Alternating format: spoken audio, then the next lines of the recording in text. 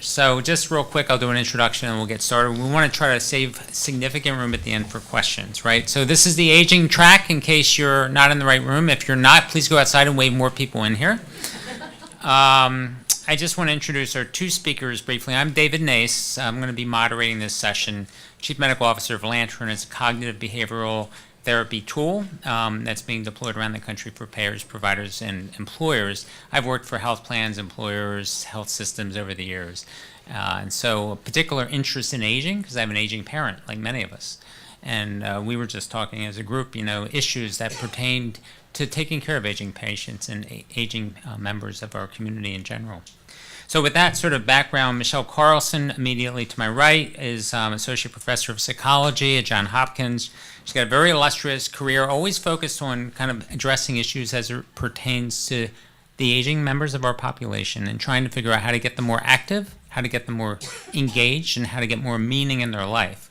So she's going to talk about not only her research, but also some of the work she's done in the greater Baltimore area to more impoverished populations and getting elderly members engaged in the population in an interesting way. And I think you'll be interested to hear that, and how to leverage technology in that process. And then to her right, or to her left to you, is Nick Bott. Nick is from Stanford University and also recently joined about a year ago as Chief Science Officer for a company called Neurotrack, which is using some very interesting technology to look at eye movement through a mobile webcam or through a webcam on a computer in order to find signs of early cognitive decline before symptoms arise. So as an entry point to doing more preventive work to prevent the onset of dementia. Nick is at Stanford still and is at the Value-Based Center to look at value-based approaches to delivering care in our society. So with that said, we're going to start with Michelle. So Michelle, why don't you get started?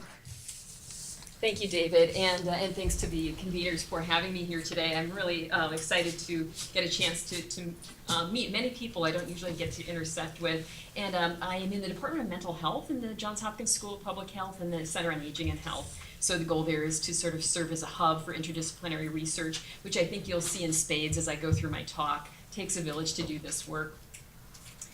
So, I want to give an overview, and I will move quickly through that overview. Essentially, why do community interventions? I've spent a career doing it. I didn't expect to when I started, but it's turned out to be really a good vehicle to try to promote both the brain and the body at the same time. And that's sort of a pervasive goal through my work. The premise I propose is, do I need the mic? May I hand you a microphone? I'd be delighted to take it. Apparently, since we're being recorded, that the request has been made. Oh, okay. And now they're Thank very you. happy. I want to make everybody happy. That is my goal. So if everybody can tell me at the end of my talk, raise their hand, if I didn't make you happy, I am going to find you later, and I'm going to work on that. Chocolate? I actually asked the folks out front if they'd bring a I'll do that. I'll do that. After Nick's talk, So, any movement, so again, Michelle Carlson, coming from Johns Hopkins. My goal here is to try to think about the mind and the body moving together, and I think that was pointed out very eloquently earlier this morning. Any movement is good movement. Building metrics around movement is important, and incorporating wearable devices, which are now ubiquitous, as was mentioned this morning, can inform us at many levels, at the level of evaluation, at the level of a mechanism, when you think about the brain, and perhaps we don't know as much as we need to know yet about which activities are more beneficial than others, and so that's important to think through with these devices that are at our disposal in our pockets. And that should inform broad or scalable intervention design. Why do people move? We need to understand that better. What motivates people to move? If we understand that, we might do a much better job than prescribing 30 minutes 3 times a week of exercise, which I don't do. I tried using the stairs today rather than the elevator, but I was alone. I was like, nobody was doing it with me because it's really boring. And I only did it a couple times. And why don't people move? That's just as important to understanding how to get us to do the things that we know are good for us. The environment is an unmeasured and undiscussed player. We talk about the individual as if the individual has free will and the ability to do everything equal to our neighbors, but it turns out that's not the case. And I'm going to try to show you some data to compel you to think that way a little bit about how data tells us a different story about communities and movability. And so I'll start with, I'm visually driven. I like to share pictures. So this is kind of a community, and this is using Google Maps, freely available. And what we can do with these data, and to create essentially what I call a data sandwich, to think about how multiple levels of data can inform our understanding in a way that no single dimension of data can do it alone. So how do we think about data that we have at our disposal? First, we think about translating these beneficial behaviors we've heard a lot about, very compelling data, and including the AARP presentation earlier, that there are these really achievable ways to get activity into our lives, but how do we do better to get illicit behavior change on a daily basis? We can reach at-risk populations and their communities, and that's something that I do spend a lot of time working towards. We can think about scaling up from the clinic lab to generalize to the real world, something that I think is very exciting, and I'm excited to hear about some of Nick's work as well in this regard. What we can tell you is that a lot of exciting work was presented by John last night and then by Mike a little bit this morning and others, indicating that exercise is good for the brain. There's no question. I think the data are pretty compelling in that regard, and the report done by the Global Brain Health Initiative has demonstrated that. However, we know not everyone's doing it, so we go small. We think, well, what is it? Can we look at eliciting increased activity? Does 100 steps a day matter? And we did some cross-sectional work to suggest that indeed it does, that we don't have to go big all the time. We can start small. And they're actually, by using a sensitive methodology called shape diffeomorphometry, which is basically look at the shape of the brain. Majid Fahudi this afternoon talked about the hippocampus. He really set me up beautifully if you were at his talk. So I thank him. He's actually experiencing a migraine, so I'm sorry he couldn't be here. But I do thank him for that setup. And what he shows us is that the hippocampus is really important to memory, and it's a really important biomarker for Alzheimer's disease. So what we're trying to do is look at how activity gets in the brain in this critical region. What we show is that low intensity or lifestyle activity appears to be related to a different region of the brain than does exercise. What that suggests is that there may be a double benefit, that both moderate to high as well as low intensity activity could be conferring complementary benefits, and that's really exciting to think about. This association is stronger in women, which makes sense if I tell you a little bit about how older women tend to get very little exercise relative to older men. They get almost no exercise, but they get a lot of low-intensity physical activity. And so we think that perhaps we should think more about what that might mean to their health.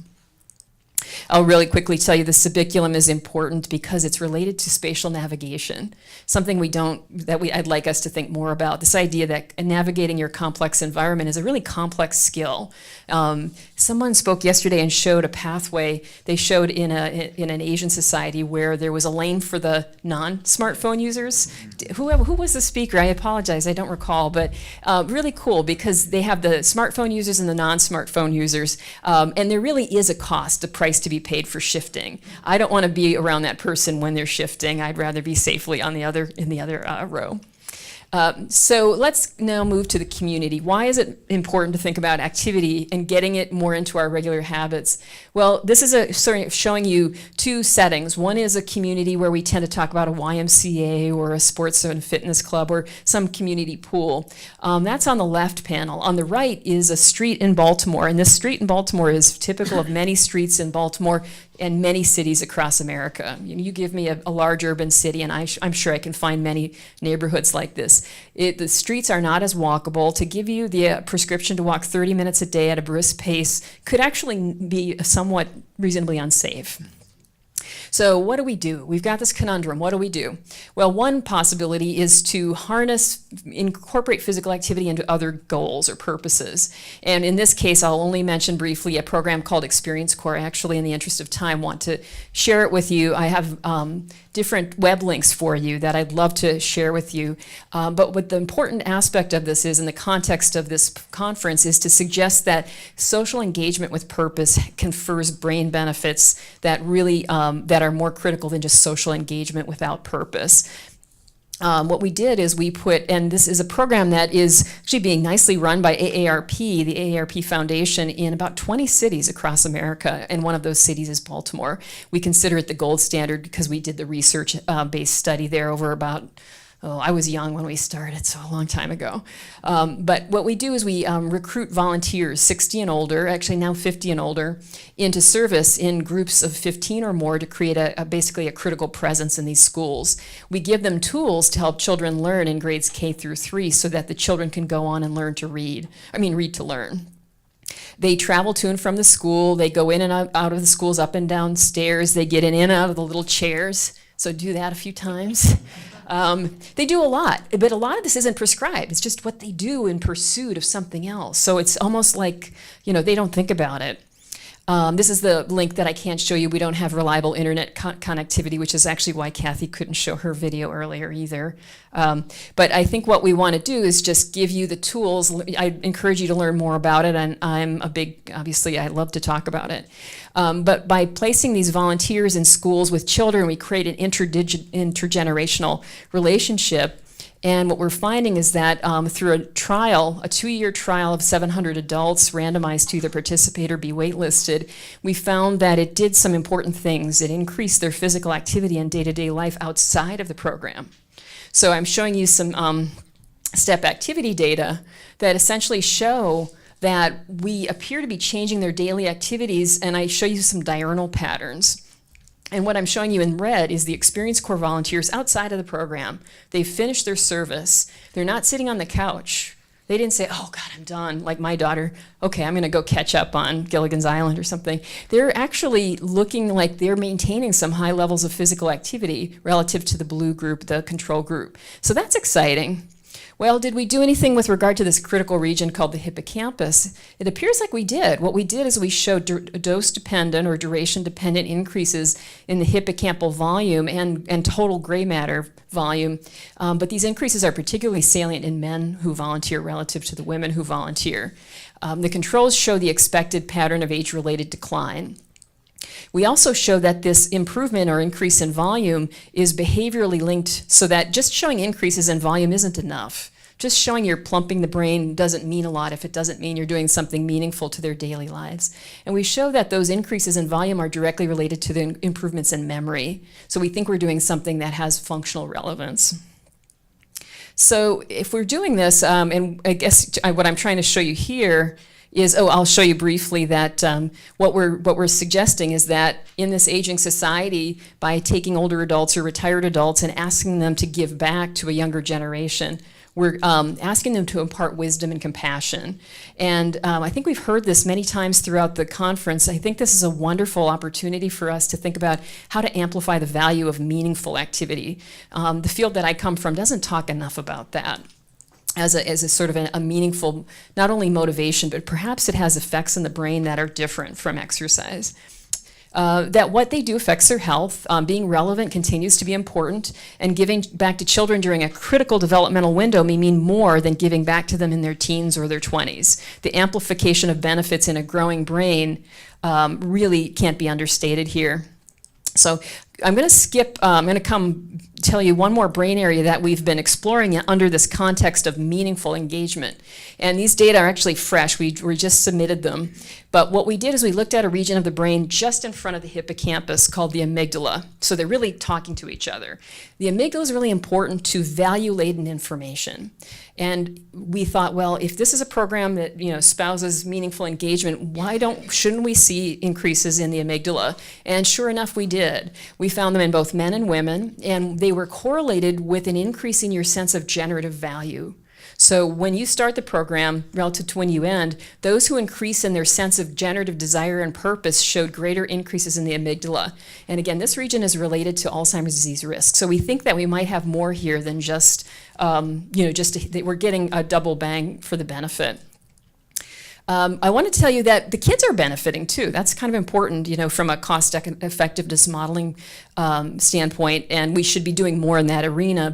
And we hope to do more. But we want to show you that that the children who are directly exposed appear to be benefiting in ways that that really are exciting for us to explore. George Reebok, my colleague, is looking at those data, and we'll be publishing those data soon. So ultimately, to give is to receive. The reception is in brain benefits, and it feels good. It feels good to be valued and to make a difference. I love Mrs. O because that face, how can you not be happy when you look at her? And so I think I think that we cannot quantify entirely what's happening between this relationship. You have to see it. And as I say, I will provide any links if possible to share those with you, perhaps through the website, the Brain Futures website. So as I kind of move to the next steps and where we're going into the future, the benefits of daily engagement are probably yet to be fully tapped, and not everyone can be an Experience Corps volunteer through AARP. Maybe they can, but you can do other things too. So what about activity in social contexts? Let's explore further when people are engaged in social settings, do they appear to be deriving greater benefits than through isolated engagement alone or physical activity alone? Is activity with a generative purpose more beneficial than not? And if we go beyond the school to communities, we need to build better mousetraps. We need to better measure in real time how people are engaging in their environment and what, again, as I mentioned, what's promoting that engagement and what's creating a barrier to that engagement. Are there hotspots where people just naturally seem to be more physically active? Rather than using surveys or self-reports, we want to look at and see how does their behavior tell us where they gravitate to? And when they gravitate to those places, are they more active? So, and what we would like to do is create opportunities for those data in low resource settings and low resource neighborhoods. So here's the data sandwich I was telling you about. I have some wonderful colleagues and students, including Thomas in the front. And what we do is we take a look at individual data at the top. We overlay that with street level data, which is publicly and privately available, and neighborhood level data. We link that to essentially to their physical activity, so the physical individual activity data to these street level data, and use Google Maps. And what that allows us to do is really characterize very vividly here when people are active. And again, this is de-identified, so we don't track any individual. We group the data and we look at patterns in the aggregate. And what we show here is this is Baltimore, and if we zoomed in, you could actually see landmarks, because that's how well Google Maps quantifies our visual data. Then we take our individual physical activity data, and the heat maps on the right show you that blue is high intensity, or sort of, that deep blue, versus the yellow, which is low intensity activity. And what we can show you is that the areas or the spaces in which people are most likely to visit are also the places where they're most active. They're walking more, faster. And I'd like to ask you, where do you think people are most active? Excuse me? Somebody said something? Grocery store is a good one, yes. Unfortunately, I wish the zoo got more hits. It doesn't. If it was free, maybe it would. But somebody said it, I thought. Yes, you got it. The mall is hot. The mall is hot.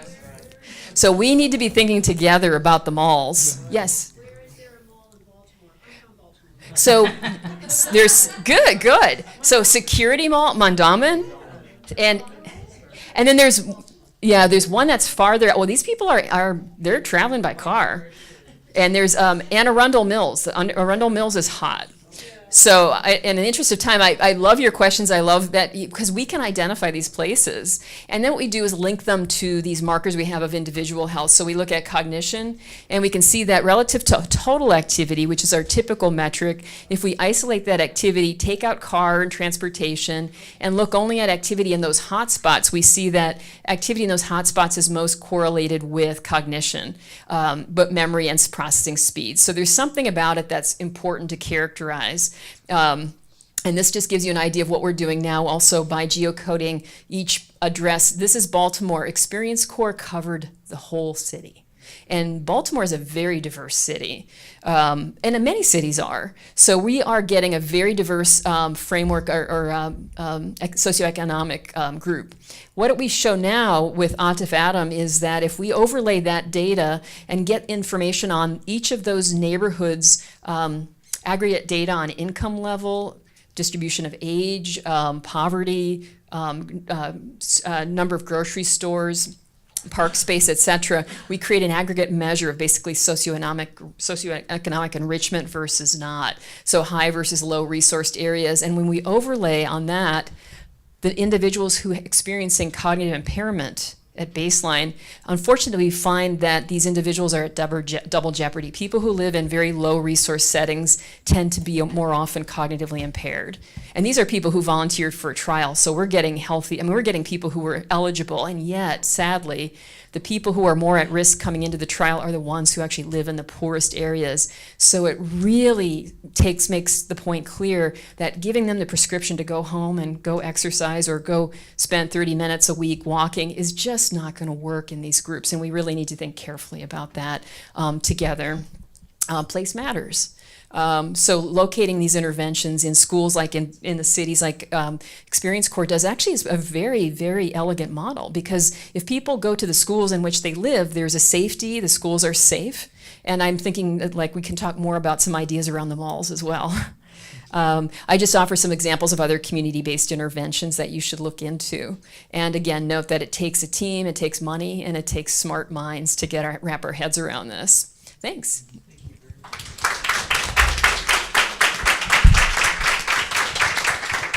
Before you sit down, I have a quick question for you, and then we'll move on to next. So this reminds me, by the way, of when I used to treat diabetic patients, and we eventually started a diabetes group, which was sort of new.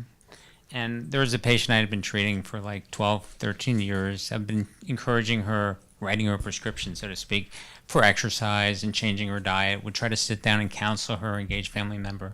No progress. We have group. First time we have a group, Molly is sitting next to Nellie. They say, "Oh, I know you. You live 2 blocks away. We've never really chatted." They talked and talked, and on the way out, she goes, "Doctor, I've got a great idea. I'm going to start walking with Nellie twice a day, because she goes for a walk, and I really like her. I want to spend time with her." And I'm sitting there thinking, so it's a great case example. When people have a reason, a purpose, it really makes a change. So one question as a transition to a more technology-oriented talk. Any thoughts on the use of the elderly in using technology? Thank you. I love that question. So the question was, are there any thoughts on using technology in the elderly, or the elderly's use of technology, perhaps?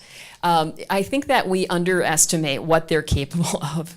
So I think that my colleagues and not me perhaps, I think I was dumb enough to try it, but I remember when I proposed putting accelerometers and GPS on my volunteers, who were more than willing to do it, the criticism came from my colleagues, not from my participants. And I think that's something where I think we're a little pejorative sometimes in thinking about what they are willing to do in the interest, one, of understanding how to promote better health, and two, getting information on their own personal data. So I've got a lot of experience with us in collecting accelerometer and GPS data, and we had wonderful retention and wonderful adherence, and they love hearing about it. They actually weren't that concerned either about being monitored, and it wasn't because they didn't understand. We told them, this is what we're going to do, here's what we're going to do it, and so from a research enterprise, I'd say it's very much more eminently easy than perhaps my colleagues thought, from a standpoint of putting it into the groundwater and basically making it something that all individuals use. We're probably only 5 years away from. I don't think that's really going to be an issue for much longer. Thanks again. So now we're going to move from California, or I'm sorry, from the East Coast to the West Coast, from Baltimore to California, and have Nick Bott talk a little bit about their early detection mechanism. I have a little bit of an eclectic background. I'm a clinical neuropsychologist by training, but happen to be really interested in the larger economic and policy questions, particularly as it regards questions of cognition and cognitive diagnoses. and so have done and continue to do work at a center at Stanford that's exclusively focused on asking questions around value-based care. But inevitably, when you start asking questions about value, technology is quickly on the heels. And I've found myself kind of intersecting multiple streams. And I'm going to talk today, hopefully kind of weave a web around a few different themes that touch on each of those factors. I want to start out with this slide, though, because one, it's a piece of history for me. I did a lot of my graduate training at UCSF's Memory and Aging Center, and this was the billboard that I passed every day for multiple years. And when you are driving into a memory clinic, a tertiary care memory clinic, where you are diagnosing individuals with MCI, Alzheimer's disease, frontotemporal dementia, primary progressive aphasia, this billboard begins to take on different kinds of meaning. So when you read "the first person to live to 150 is alive today," you can interpret this statement in a variety of ways. Most recently, I would have to say that it's a little over optimistic. There's actually recent work that came out just last week. Some researchers are actually putting the high point of this around 125 years, so they're a little bit ambitious on that front. But what about the fact that there are significant discrepancies between the health and longevity of our body versus our mind? Right? So people parse this in different ways. Sometimes we talk about longevity versus vitality, right? Or lifespan versus brain span. Or we've heard this over the course of this conference, no health without brain health. And I think these all kind of get to the same fundamental problem, and that is we cannot simply look at total years lived as the benchmark, as the goal. In fact, I would say from an economic perspective, we absolutely must not look at it that way, because we are looking right now in the face of a massive loss of the intergenerational transfer of wealth because of chronic disease management in our country. Once a person is diagnosed with Alzheimer's disease and the true costs of long-term care start to pile up, on average, it's less than 2 years before individuals spend down to qualify for Medicaid. 2 years to completely eliminate your life savings. So there are many kind of issues involved with the fact that, yes, we are doing a great job of extending our lifespan, and that's a great thing. We shouldn't be complaining about that. And yet, we are in a position where our understanding of brain health needs to catch up with what we're doing in other areas of our life. So we've heard many people talk this conference about the role of data and of technology in detection. And this is kind of another piece of the puzzle for me, because when you spend many days and months and years in the room giving people neuropsychological evaluations, you really want to do something about it. You want to kind of get out of the paradigm of what others have said, diagnose and adios. And one of the things that technology affords us is the ability to detect things earlier, but not just for its own sake. The hope is that with earlier detection comes earlier effective interventions. And we are now in a very different world when it comes to the capabilities. Some of the neuropsychological tests that are commonly given today have been normed in World War I. They haven't really been updated in the fundamental construct since about that time. Now, we've made some progress, but we are entering a brand and brave new world when it comes to the ways that we can collect data efficiently and effectively to tell us so much about our cognition.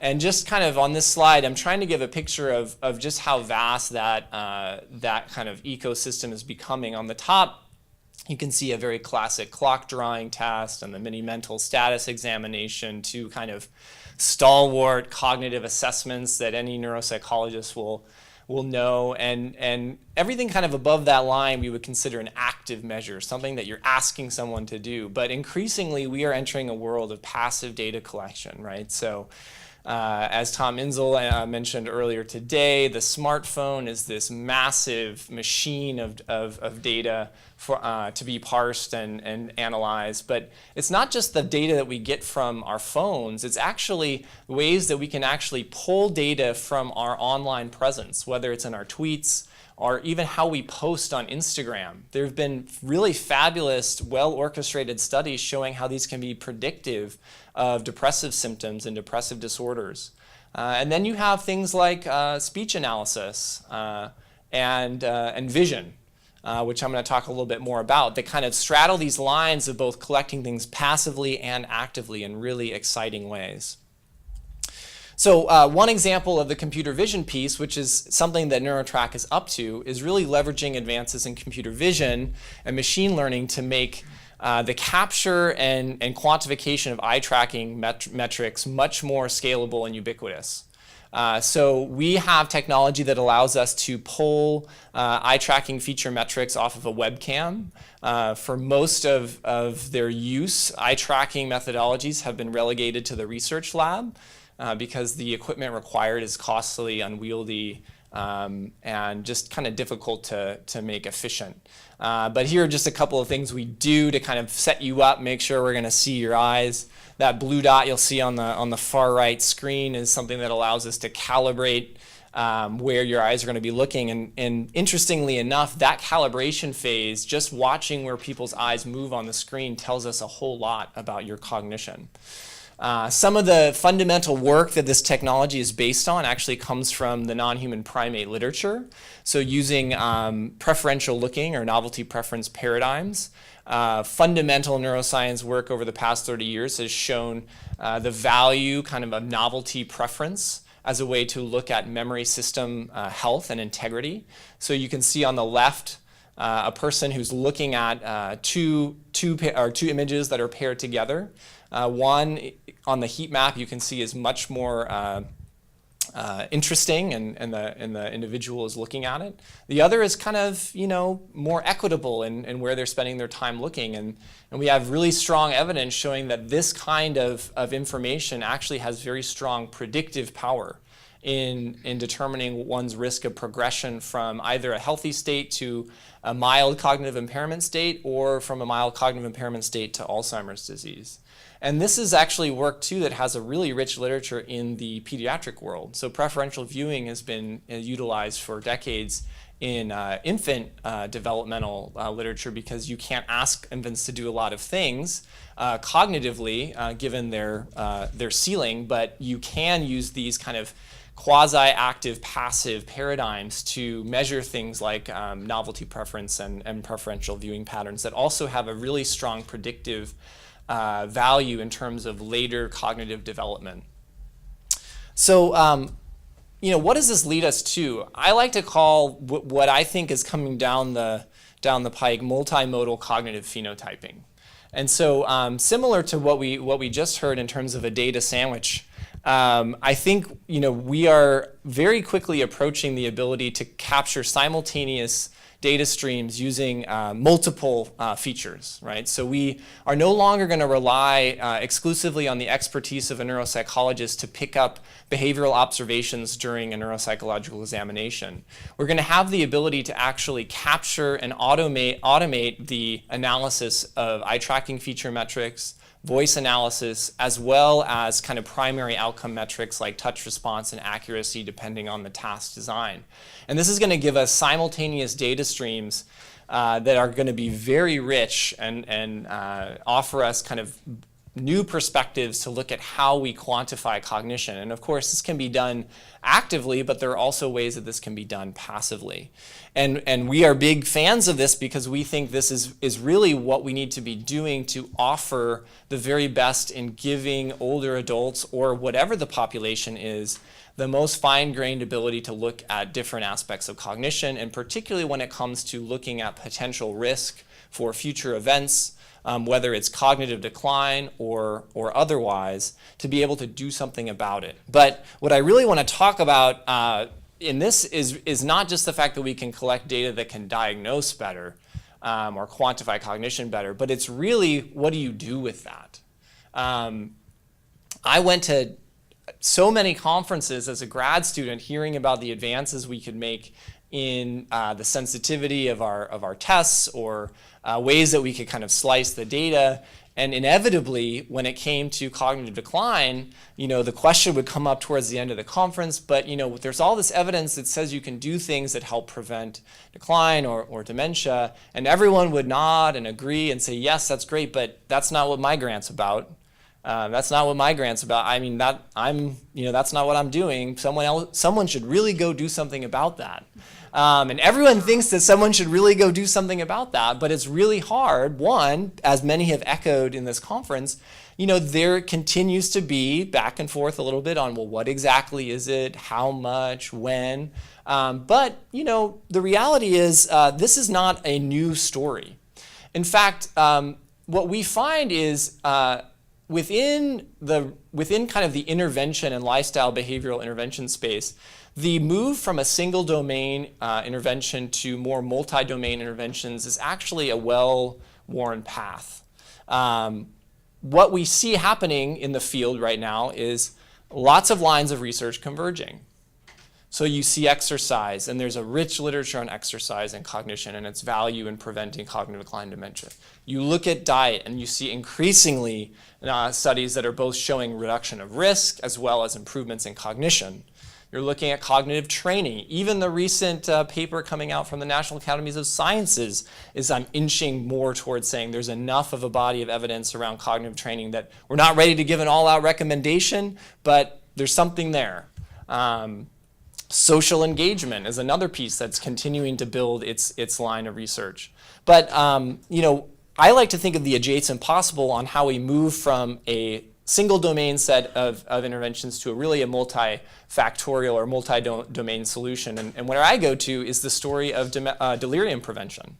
So if you think about dementia as chronic brain failure, it's an organ that is failing chronically. Delirium represents a form of acute brain failure. And for many, many years, the treatment and reduction of risk of delirium was approached through single domain interventions.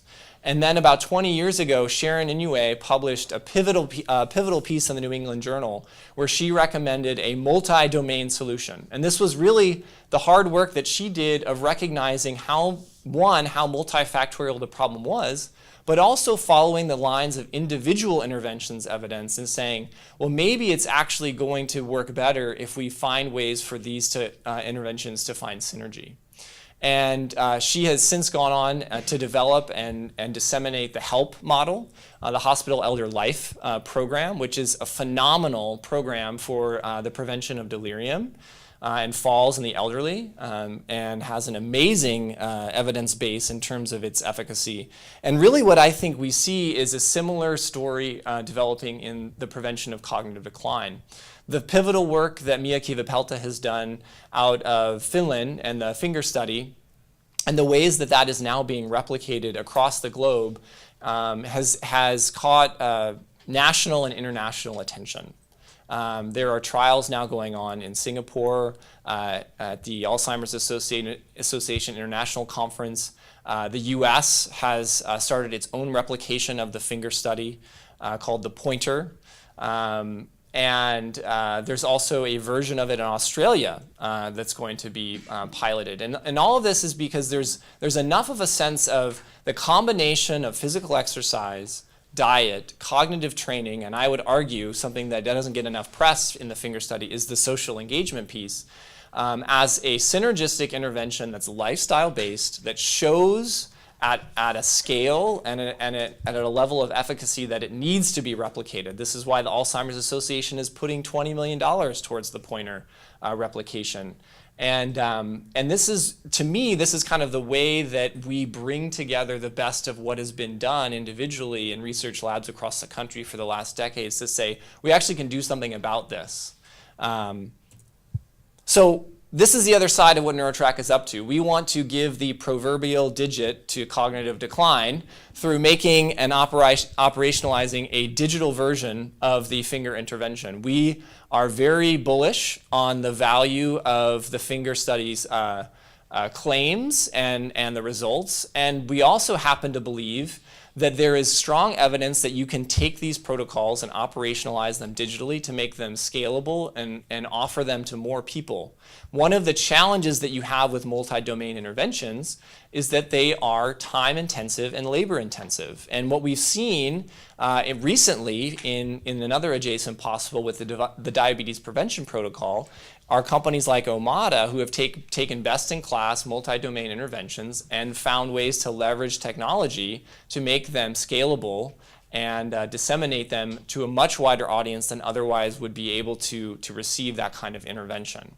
So we are hard at work and actually have multiple ongoing studies showing kind of the way that we can replicate the finger study protocol and digitize it. So we leverage both the protocols that Mia Kivipelta developed, who has spoken very closely into the development of our studies, but also kind of leveraging some really exciting advances in just how we think about engagement and motivation in this space. Because really anything that you are doing digitally, you are not necessarily solving the problem of replicating something that's been established. The real problem you're trying to solve is engagement. And this is a combination of both coaching, which is an exciting and kind of new ability that we have in terms of platforms that allow us to really reach out and personalize what a participant is going to see and hear and to stay motivated about. But it's also, as I mentioned, the ways that we leverage social engagement and behavioral analytics to actually tap into the specific users' specific set of demographics, their biometrics, their interests, and ultimately their behaviors while they're on the program to find ways to keep them engaged, keep them motivated as they walk through the program. These are just some slides of some of the, the dashboard and how we create our lessons. And as I mentioned, this is a paragraph out of the finger study 2-year results. And this is kind of buried in here, but this is, to me, this is the real challenge that we have when we talk about digital-based therapies that are replicating and operationalizing kind of best-in-class behavioral interventions. And this is, to me, it's so funny because it's almost like a throwaway line in this paper. Social activities were stimulated through the numerous group meetings of all intervention components. Now, to me, that sounds a lot like movement with a purpose, right? To me, that sounds a lot like these people were not just isolated doing their exercise and eating willy-nilly, right? They were on a mission and they were finding out, hey, I want to be a part of this, and I see all these other people that are part of this. I want to do this together.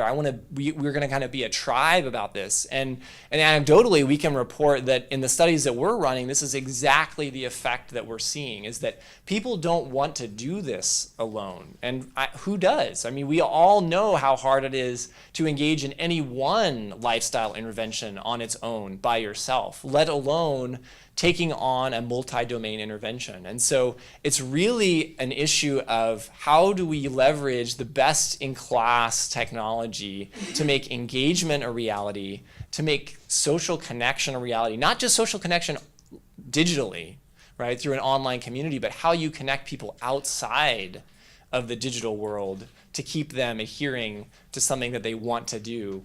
And then how do we leverage kind of this science in a way to hopefully make this something that's available to as many people as possible, right? And this goes back to the payment question, because ultimately this is not something that we want to see only for a certain segment of the society who can afford it. If the science continues to remain this strong, this should be something that everyone should have access to, which requires payment, right, mechanisms that allow for more than just out of pocket, right? It should be something that insurance can cover. It should be something that payers actually want to cover because of the value it's going to bring, not in just long-term outcomes around cognition, but the short-term ROI on the changes that diet and exercise and cognitive training will likely have on much shorter time horizons. I'll end with that, and let's open it up for questions.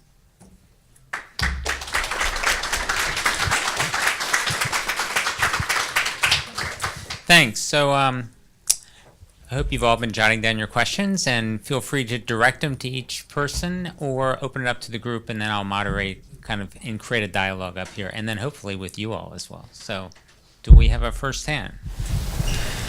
I'm remembering when I was here last year, they had a physical fitness couple that talked about what they were wanting to do.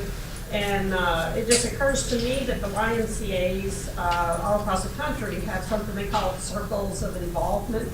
And that, already we have medical institutions partnering with YMCAs to work with schools and have physical therapists. Just an idea of, that'd be a great place to do research and have all ages together. I think that's a great idea. In fact, the U.S. Pointer trial is leveraging YMCA's as a site for physical activity for just that reason. So we could have stations there. Oh yeah. Neuro feedback. Yep.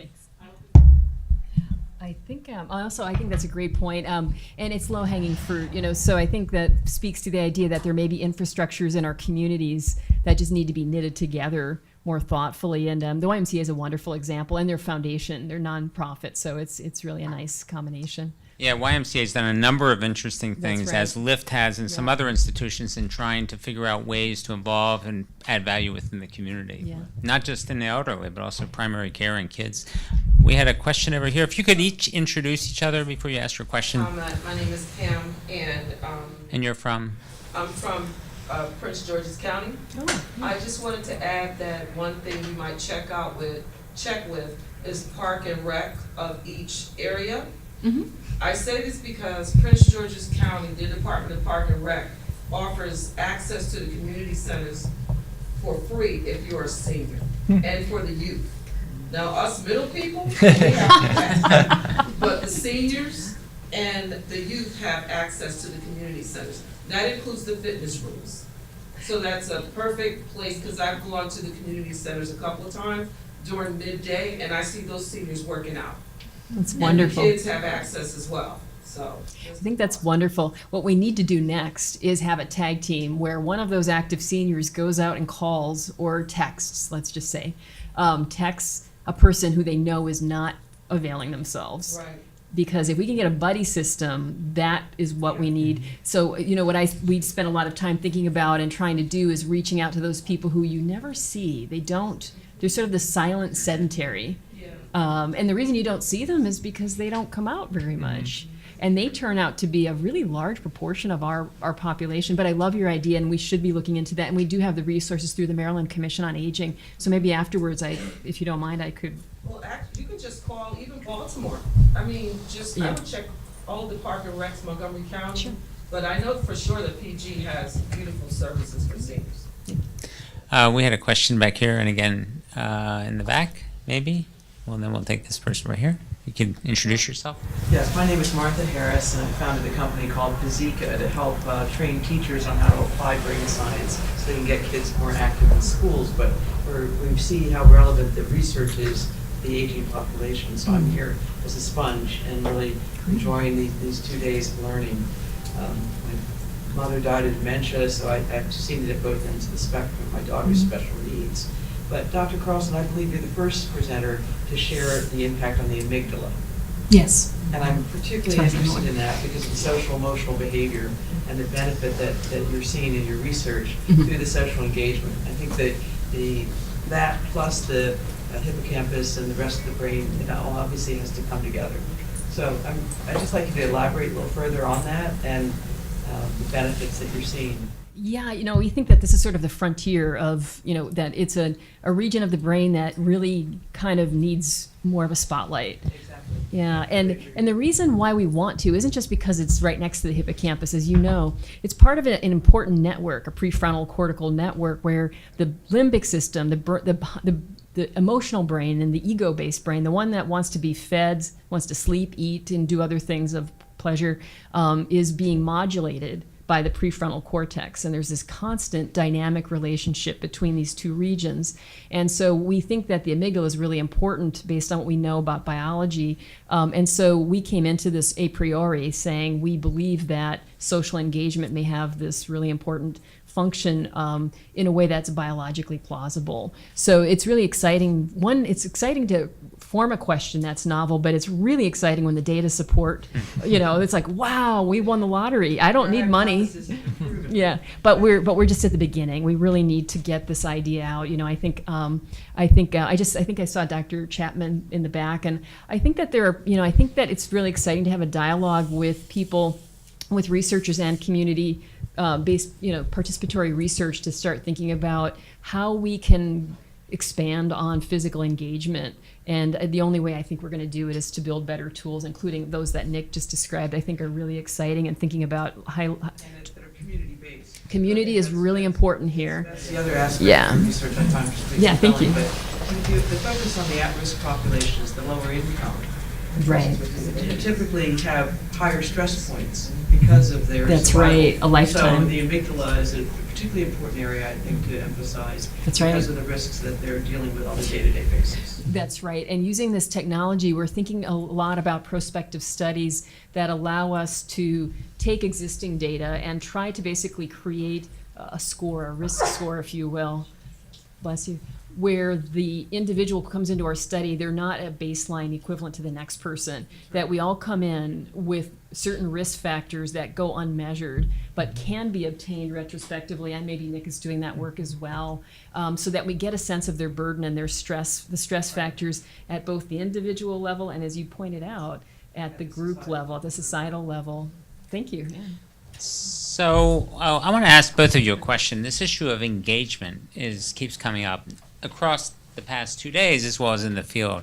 You're doing a lot of work around early identification. You've just talked about identifying risk predictors. You've talked about using some technology to identify cognitive decline before it even occurs.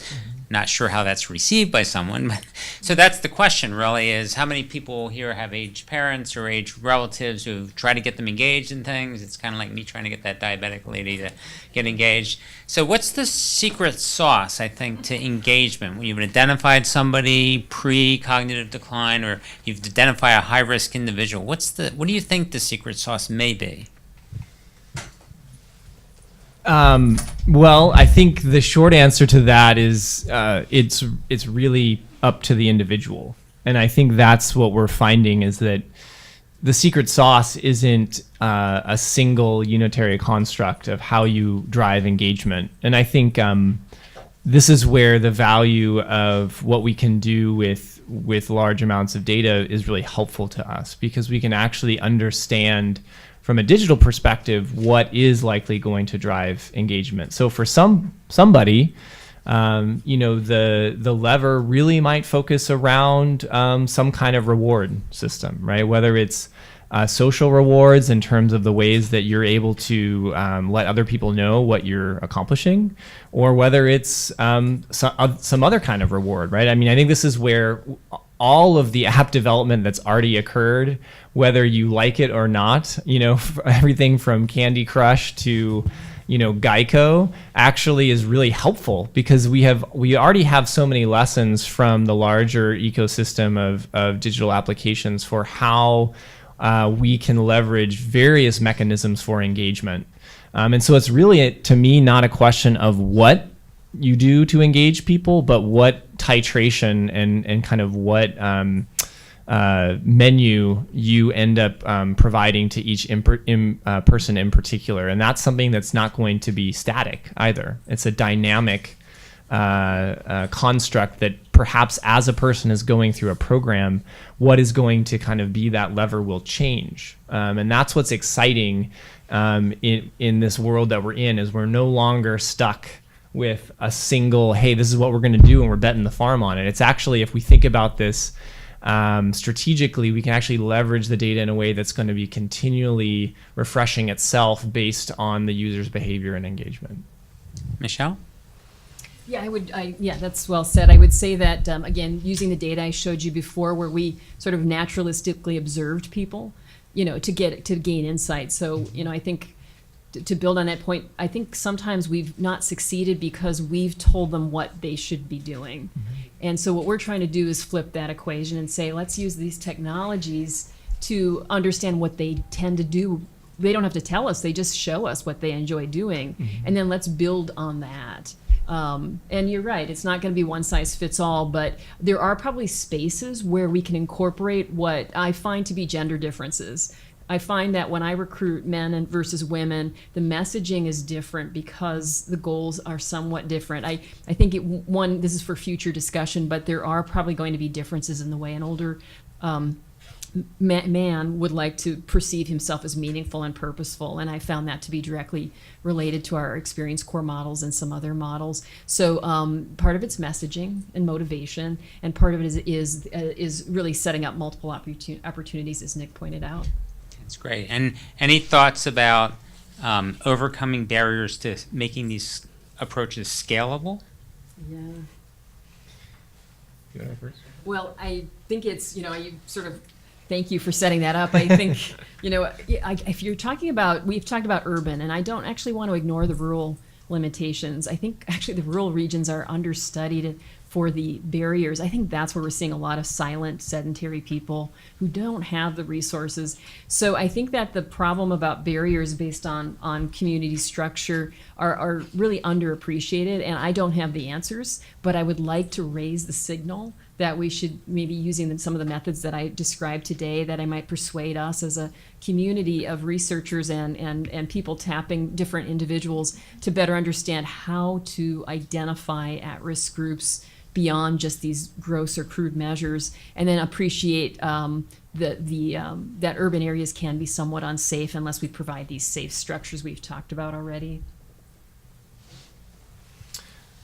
Yeah, I would just add that to the extent that you are wanting to increase motivation and engagement and adherence through any kind of external coach or coaching mechanism, right, there's costs associated with that. And so I think one of the values that's already been spoken to is the value of leveraging existing social networks, and even just the interest and desire of communities or individuals within communities to reach out to one another. But at the same time, I think there is a reality that I mentioned that I think ultimately, if we are going to take a population level approach to the cognitive health of our country, we're going to have to look at how other countries have dealt with this, or unfortunately have not dealt with this very well.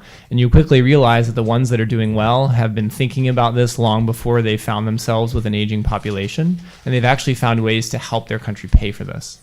And so ultimately, you can't escape the question of how this will or will not find a home in a payment mechanism. And I think we see very quickly with diabetes how that is an important question that has to be answered. We have time for one or two other questions. Otherwise, I have a lot. But up here. My name is Sarah Locke. I'm from AARP, and my question is about the finger study. And so I'm a huge fan of it, and Mia Kipitelto is on the board of the Voting Council. I'm great about it. But a criticism that I heard about that is that you don't know specifically the causal mechanism Sure. for the improvements. So can you talk a little bit about that and sort of that as a barrier to move past that? Yeah, so I mean, this is the double-edged sword of a multi-domain intervention. Now, in theory, if someone had enough money or could convince some government body to sponsor a study to do this, you could run another finger study and do a dismantling study and actually start taking apart the individual pieces and say how much of the effect was due to intervention X versus intervention Y versus intervention Z.